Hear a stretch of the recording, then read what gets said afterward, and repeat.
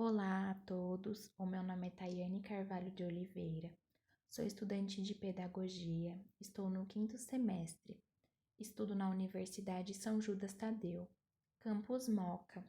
A minha orientadora de estágio é a Cristiane Simões. No vídeo de hoje, irei falar sobre Paulo Freire e o seu método inovador para a alfabetização de jovens e adultos. Inicialmente, vamos observar e relatar a trajetória de Paulo Freire. Paulo Freire nasceu em 19 de setembro de 1921, em Recife, Pernambuco. Faleceu no dia 2 de maio de 1997, em São Paulo. Freire viveu em um cenário de pobreza e passou fome durante a sua infância. Ficou órfão de pai aos 13 anos de idade.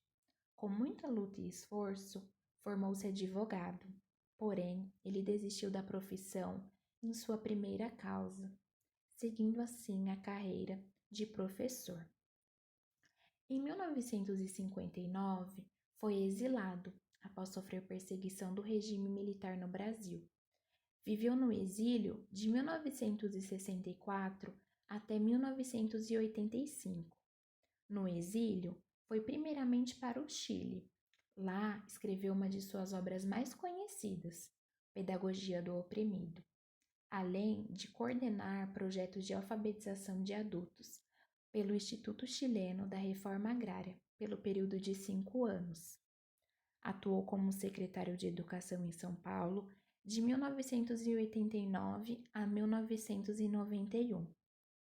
Também é importante destacar que durante o início de sua carreira, ele atuou como professor de língua portuguesa no Colégio Oswaldo Cruz, instituição em que concluiu o ensino básico, após o diretor oferecer uma bolsa para o mesmo, pois ele não havia condições de custear os seus estudos. Freire também trabalhou para o Serviço Social da Indústria SESI, como diretor do setor de Educação e Cultura, além de ter lecionado Filosofia da Educação na Universidade de Recife. Freire é conhecido mundialmente, inclusive ele lecionou em Harvard. Foi um grande educador, escritor e filósofo pernambucano. Em 2012, foi reconhecido como patrônomo da educação. Como citado anteriormente, uma de suas obras mais conhecidas é a Pedagogia do Oprimido. Pedagogia do Oprimido trata-se de uma educação não neutra, ou seja, a educação tem intencionalidade, objetivos e propósito. É um processo educativo visto como um ato político, ou seja, diz respeito à vida social, organização da sociedade, direitos e deveres e possibilidades.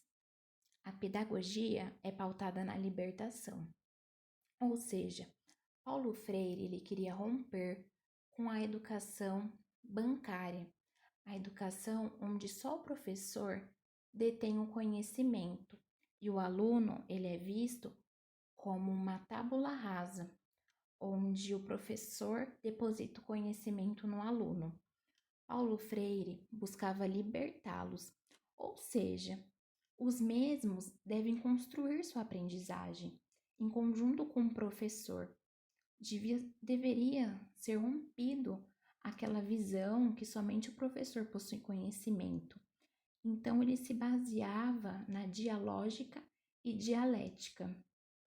Envolvia o diálogo em sua aula, nas suas aulas, e explicava para os alunos que o mundo ele passa por mudanças, as opiniões são transformadas, há vários pontos de vistas, não há certeza definida, o diálogo é horizontal. Então, o professor ele está na mesma condição do aluno, na condição de aprendizes, porque o aluno ele aprende com o professor e o professor ele aprende com o aluno. Então, não havia um conhecimento pronto, algo para você depositar no seu aluno. Paulo Freire ele queria romper com isso.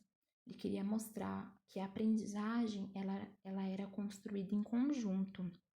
E o professor, ele provoca situações, ele deve ampliar a curiosidade do seu aluno.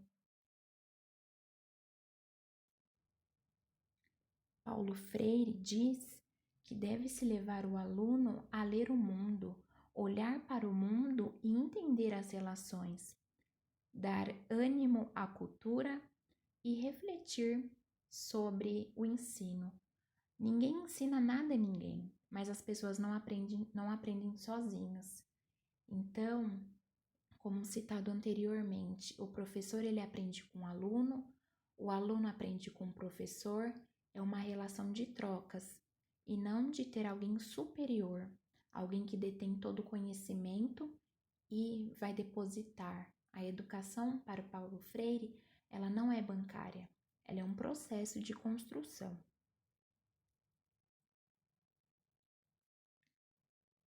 Com base nisso, nós iremos falar agora sobre o método inovador. Paulo Freire, ele preocupava-se com o número de analfabetos nas áreas rurais e ele buscava alfabetizá-los. Seu método inovador de alfabetização alfabetizou 300 alunos em 45 dias no Rio Grande do Norte, na cidade de Angicos. Angicos foi escolhida porque o maior número de analfabetos se concentrava nesta cidade. Então, diante desse cenário de tantos analfabetos nessa cidade de Angicos, ele queria buscar alguma maneira de alfabetizar esses cortadores de cana. Nesta época que Paulo Freire criou o seu método, ainda existia a cartilha, onde a alfabetização ela se dava através de palavras soltas, era todo um padrão, como por exemplo tinha uma cartilha que falava sobre a uva, mas aquele povo, né, nordestino mal sabia o que era uma uva. Então, como aprender se aquilo não faz parte da minha realidade? Então, Paulo Freire, ele se perguntava como alfabetizar a população nordestina. Então, ele, como resposta, ele procurou trabalhar o vocabulário a partir das próprias experiências daqueles cortadores de cana. Então, o que fazia parte do trabalho deles seriam as palavras que ele utilizaria para alfabetizá-los. Então, podemos falar sobre as palavras geradoras. Ele trabalhava com os alunos o vocabulário a partir das suas próprias experiências, utilizando-se de palavras geradoras. Elas são chamadas de palavras geradoras porque, através da combinação de seus elementos básicos, elas propiciam a formação de outras palavras. Nessa era de alfabetização, Paulo Freire, ele queria conscientizar as pessoas sobre os seus direitos e deveres. Nessa época só podia votar quem era alfabetizado. Então, o método de Paulo Freire foi base para o desenvolvimento do Plano Nacional de Alfabetização, que poderia levar o letramento até 6 milhões de novos eleitores, fora das classes dominantes. Porém, como as pessoas elas iriam compreender os seus direitos, os seus deveres, suas garantias de trabalho, elas iriam cobrar por aquilo, logo o Plano Nacional de Alfabetização foi cancelado em abril de 1964. Com esse método inovador, Paulo Freire acabou sendo preso e dezenas de outras pessoas foram exiladas. Porém, 350 escolas e instituições levam seu nome como forma de homenagem, porque o trabalho dele foi muito grande, alfabetizou muitas pessoas, levou a educação de fato para esse povo que não tinha acesso, para esse povo que não sabia sobre as suas garantias. Então, o método de Paulo Freire foi muito inovador e atingiu inúmeras pessoas. Paulo Freire, ele trabalhava com som e imagem. Ele falava, por exemplo, a palavra para os seus alunos trabalho e sempre falava para eles, ao pensar em trabalho, o que é e o que vem. E, por exemplo, vinham condições de trabalho, assuntos sobre as condições de trabalho, remuneração, quais são os direitos e os deveres do trabalhador, quais são as suas garantias. E Paulo Freire, ele trabalha por etapas. A primeira etapa era a investigação. Aluno e professor buscam no universo vocabular do aluno e da sociedade onde ele vive as palavras e os temas centrais de sua biografia. Por exemplo, então vamos pensar no pedreiro. O que faz parte do seu universo? O que está ali ao entorno deste pedreiro? Estão as palavras, por exemplo, tijolo, areia, pedra.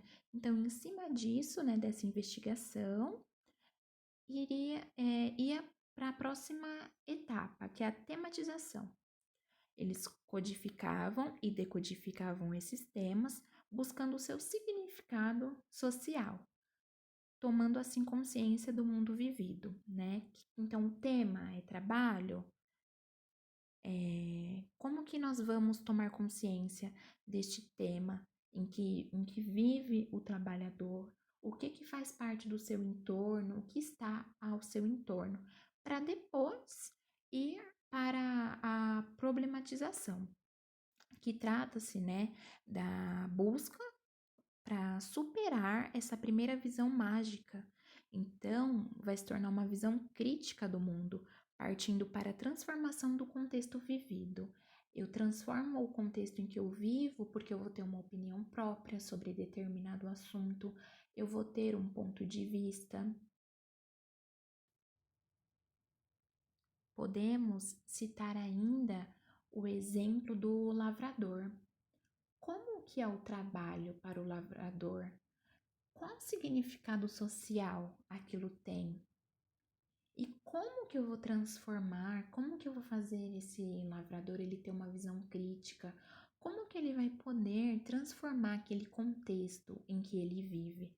Paulo Freire ele partia disso. Ele queria que antes de ler palavras, o estudante ele conseguisse ler o mundo. Uma de suas frases bem famosas é essa daqui. Ensinar não é transferir conhecimento, mas criar as possibilidades para a sua própria produção ou a sua construção. Como eu disse anteriormente, Freire, ele não acreditava, pelo contrário, ele era contra essa educação bancária. Não é somente o professor que detém o conhecimento. O aluno, ele pode não ser alfabetizado, mas ele lê o mundo, ele já tem uma visão sobre alguma coisa.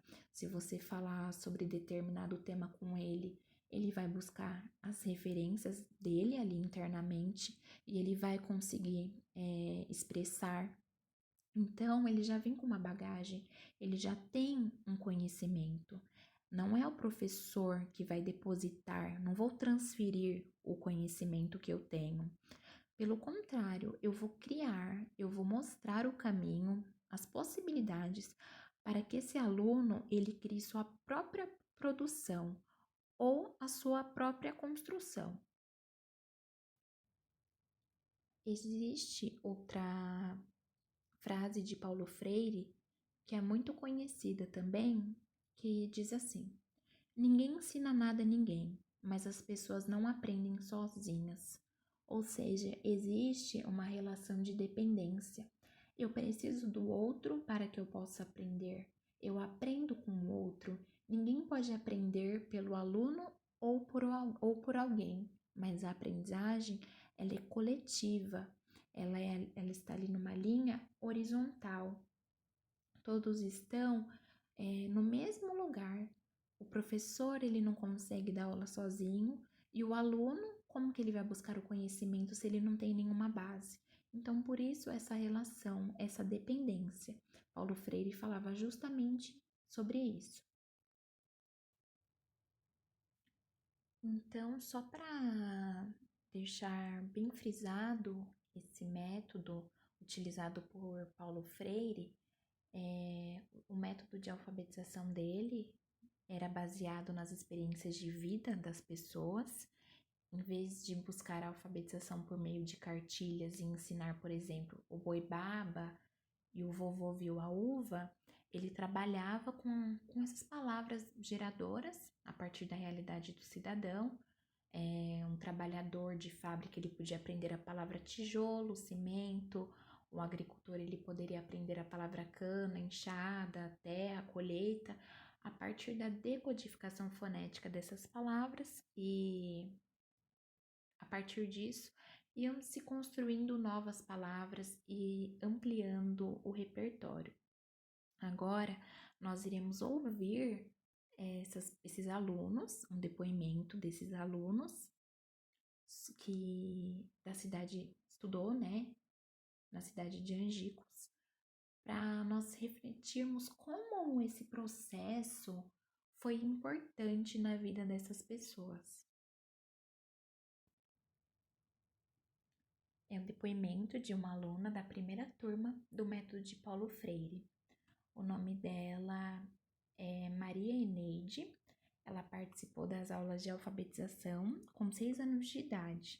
Ela não era o público-alvo do curso, mas ela acompanhava os pais, porque ela não tinha com quem ficar em casa. E ela diz: meu pai e minha mãe estavam no curso, então eu ia com eles. Eu aprendi a ler no colo do meu pai. Quando ele não podia ir, eu acompanhava minha mãe e depois ensinava meu pai.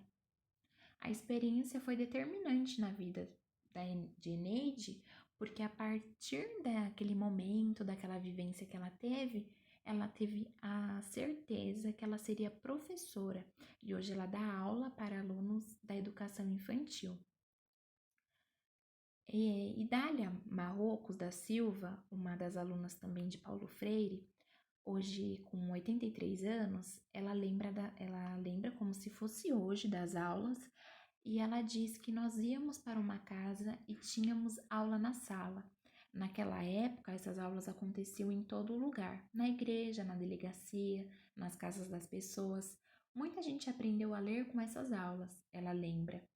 Então, olha como foi importante esse método de Paulo Freire para essas pessoas, porque levou um olhar, uma perspectiva maior sobre a educação, inclusive sobre entender os seus direitos, porque o analfabeto, tudo que ele é dito, ele acredita, né? Ele tem uma dependência das pessoas alfabetizadas e letradas, mas a partir do momento que ele consegue compreender sobre os seus direitos e deveres, ele não é mais lesado, ele não é mais enganado sobre aquilo.